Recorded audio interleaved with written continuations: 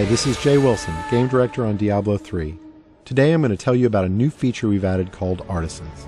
Artisans are special NPCs who help the player in his fight against Diablo by lending their skills as craftsmen. This is a concept of the blacksmith, the first artisan you'll encounter in Diablo 3.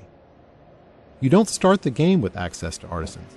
You discover them on your journey through Sanctuary. The loyalty of these craftsmen is not given freely, it has to be earned. When you encounter them in the game, you'll have to gain their trust and loyalty by being the hero that we all know you are. Once you've gained their trust, they will follow you throughout your adventures, aiding you any way that they can.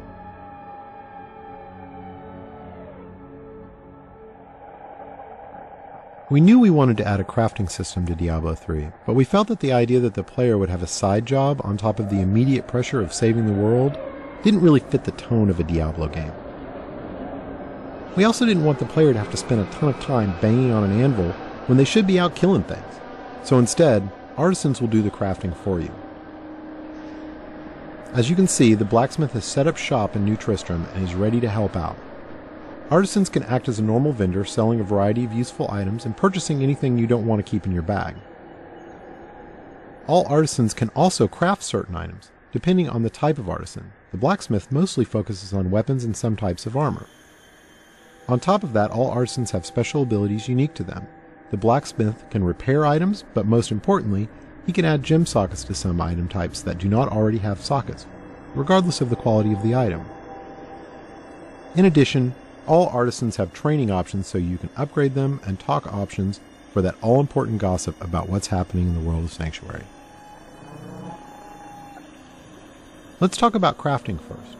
Crafted items are meant to be an alternate way for the player to acquire items. Artisans learn recipes for items as they level up, but some of the best recipes are found in the game world as drops off of monsters. Once an artisan has learned a recipe, he can craft it as long as you provide the materials and some gold to cover his expenses. In keeping with Diablo tradition, we didn't want a crafting system that produced completely predictable items, so most items your artisan creates will have a series of set and random properties. Here we see a few items that have some set, but mostly random properties. These could be good for any class depending on what properties they produce.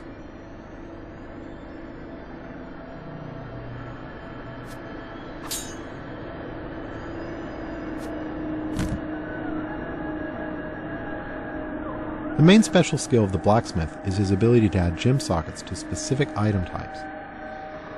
This is regardless of quality of the item, so a rare or legendary weapon could have sockets added to it. This allows gems to be used to a much greater degree in Diablo 3 than the previous games.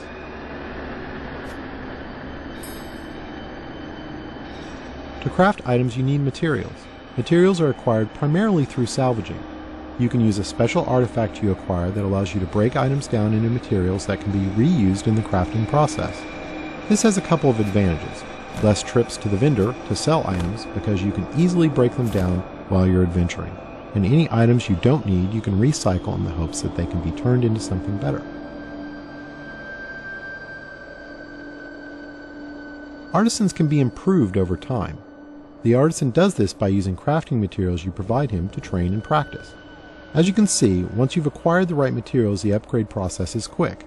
The goal here is to put the time investment into acquiring the materials you need through fighting monsters, not have you spend tons of time in town with your vendor.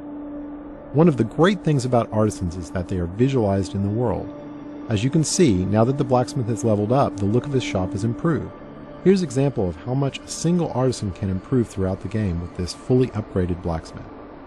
Once you're done dealing with your artisan, you're free to take your newly acquired fat loot and return to monster fighting and rainbow viewing.